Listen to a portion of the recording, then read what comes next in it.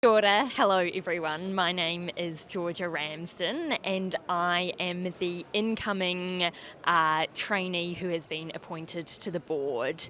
So I'm a stage 3 trainee based in Aotearoa, New Zealand, in a relatively small place called Palmerston North, which is kind of near Wellington for those who don't know it.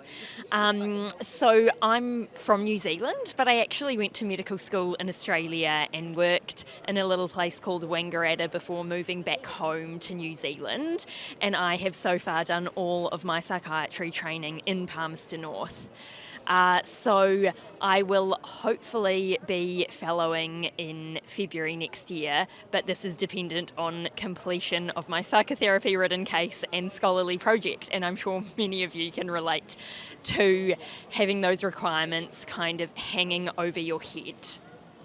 So I have been the chair of the Binational Committee for Trainees for the past 2 years, and I guess I feel that in some ways that prepares me well for taking up this position as a board director, because I've had the opportunity to have many conversations with trainees about what is important to all of us, and also had the opportunity to build relationships with people who are in important positions in the college within education and assessments, but of course there are a whole lot of other areas. So I guess I'm looking forward in this position to continuing to do some of that, although of course the role is different.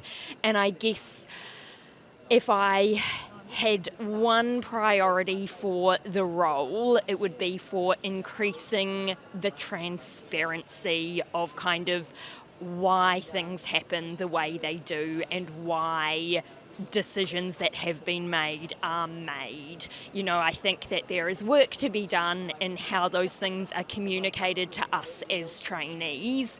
And while I can be a voice in the boardroom, or I can bring the trainee voice, I guess I'm also bound by an obligation to all of the members to try and do what is in the best interest of the organisation. But I do really want to take that voice to the boardroom and bring a voice back as well.